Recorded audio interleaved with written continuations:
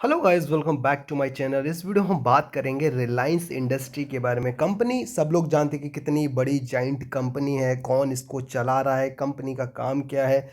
मैं ये specifically video उन लोगों के लिए बना रहा हूँ जो मार्केट में नए हैं एंड जो एक्चुअली इनकम करना चाहते हैं, बट उनको पता ये नहीं है कि स्टॉक को कहाँ पर बाई करना है। अगर वो कोई भी स्टॉक फॉर 6 मंथ या 3 महीने या 1 साल के लिए खरीदना चाहते हैं तो वो किसी भी रैंडम प्राइस पे बाई कर लेते हैं, बट वो सही तरीका नहीं है। आपको हमेशा देखना होता है कि प्राइस एक्शन क्या बता रहा है, कहाँ पर सही प्राइस है बाइंग करने का कोई भी स्टॉक। अगर आप थोड़ी सी नॉलेज रखेंगे तो आप ये चीज़ ज़रूर कर पाएंगे। तो जो भी मार्केट में नए लोग हैं, कुछ टाइम से हैं, जिनको ज़्यादा आइडिया नहीं है कि कब कोई भी अच्छा स्टॉक खरीदा जाए, तो उनके लिए ये वीडियो है। सो प्लीज़ वीडियो को पूरा ज़रूर देखें। सो रिलायंस इंडस्ट्री अभी जो इसका प्राइसिंग चल रहा है वो चल रहा है 2223, यानी कि लगभग 2200 के आसपास। एक और बात बताना चाहूँगा, हम इसके बाद चार्ट डिस्कशन करेंगे। पहले हम इसके फंडामेंटल में जाके थोड़ा सा देखते हैं क्या सच में कुछ बड़ी प्रॉब्लम है जिसकी वजह से इतना ये स्टॉक गिरा हुआ है, या फिर सिर्फ मार्केट गिर रहा है उसकी वजह से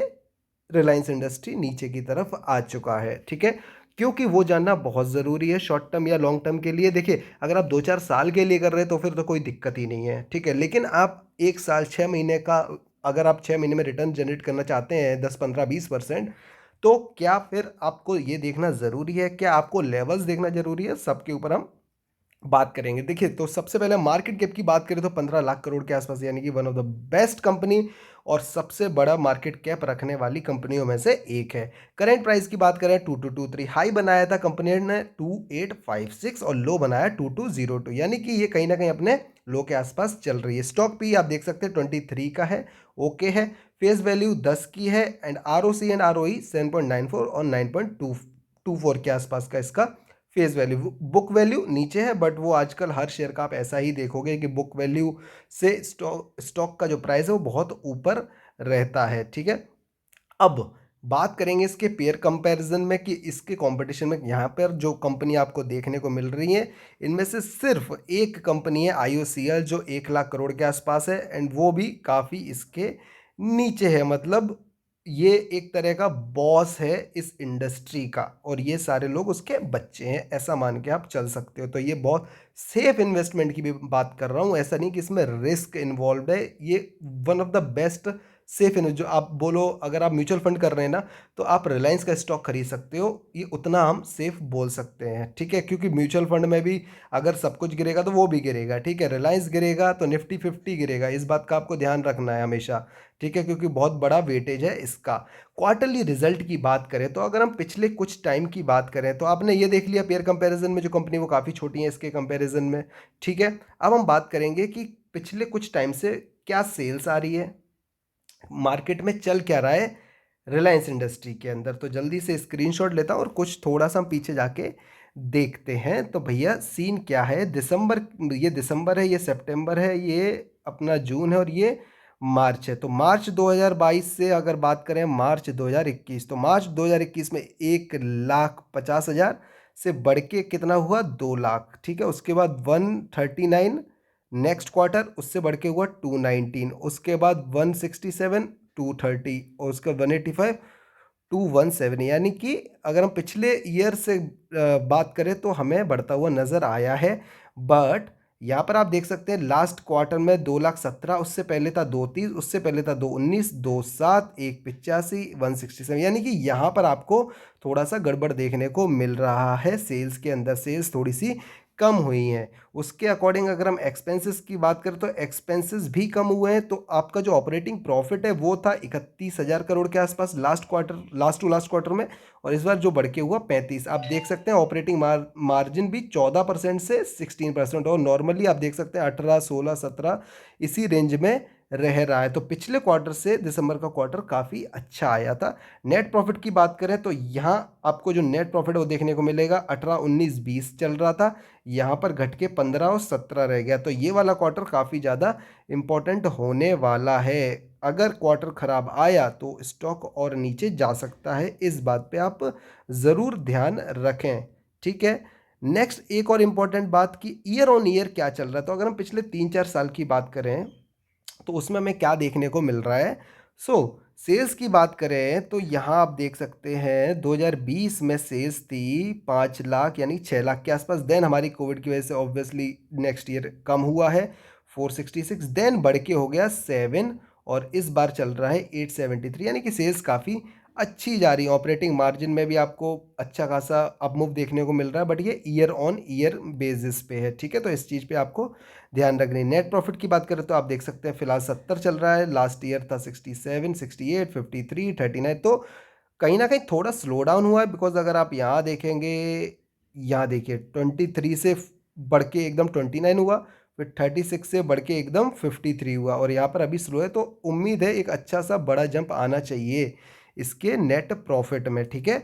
नेक्स्ट हम बात करेंगे इसके रिजर्व और बोरोइंग के बारे में। तो रिजर्व है कंपनी के पास लगभग 8 लाख करोड़ के आसपास, और बोरोइंग है 3 लाख, यानी कि ज़्यादा कुछ प्रॉब्लम नहीं है इसके अंदर।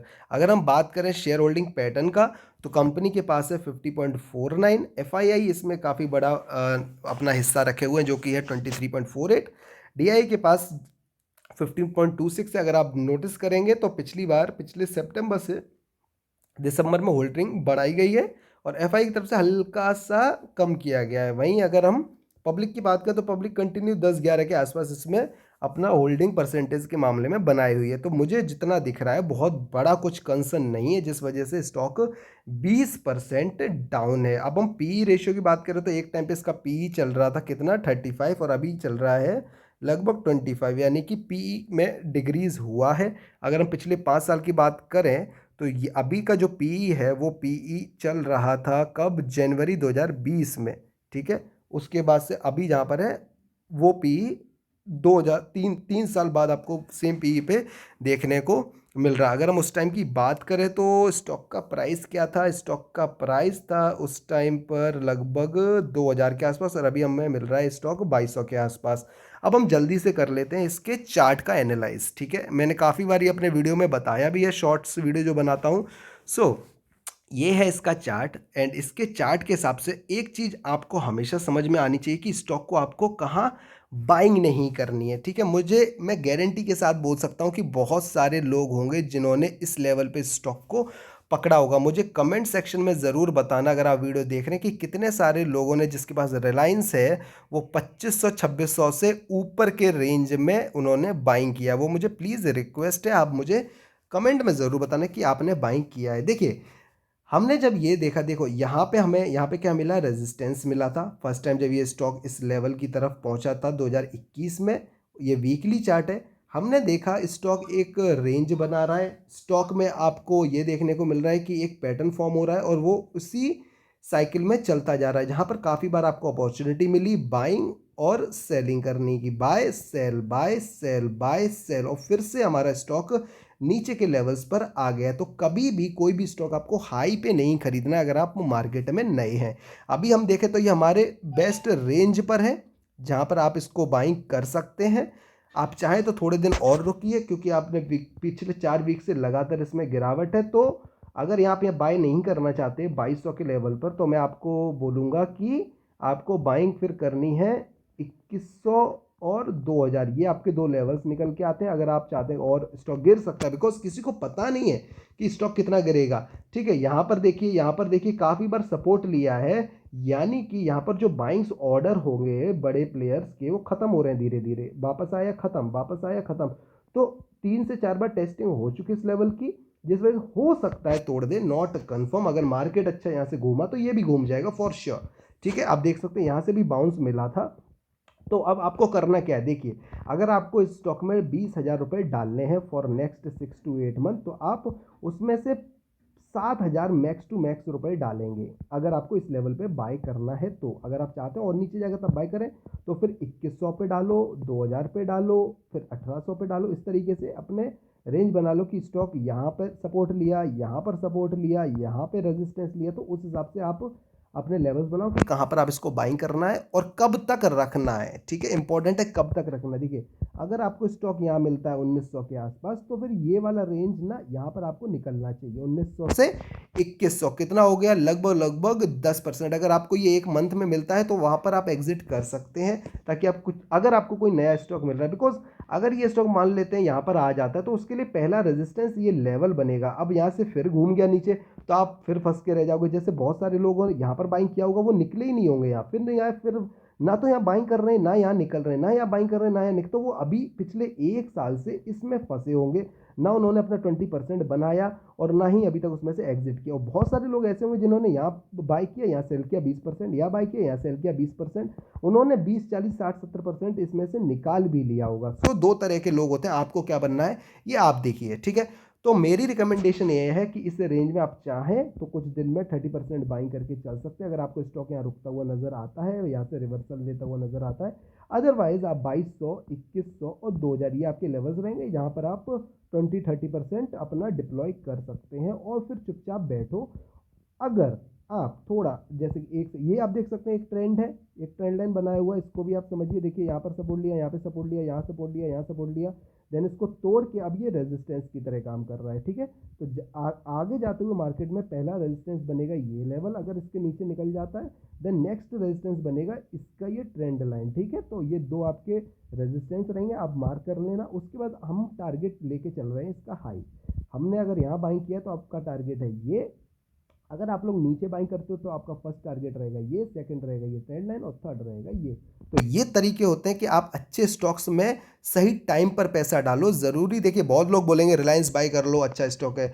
आप खराब स्टॉक से भी पैसा बना सकते हो, ठीक है। जैसे जोमेटो का मैंने काफ़ी बार आपको एग्जांपल दिया है, जहाँ पर लोगों ने 20 20 30 30% परसेंटेज रुपए बनाए हैं, जबकि स्टॉक 50 से 70 के बीच में ही घूम रहा है, फिर भी लोग उसमें से पैसे बना रहे। बहुत सारे लोग होंगे जो उससे फोल्ड करके बैठे हैं। तो आई होप आप लोग को वीडियो समझ में आया होगा। काफ़ी बार ये इस रेंज में रह चुका है, तो अगर अभी नीचे निकला तो थोड़ा नीचे और जा सकता है। जब भी ये ऊपर की तरफ आएगा तो पॉसिबिलिटी रहेगी कि इसको यहाँ पर तोड़ के निकले, क्योंकि यहाँ पर जो सेलर्स हैं वो भी काफ़ी ज़्यादा ख़त्म हो चुके हैं।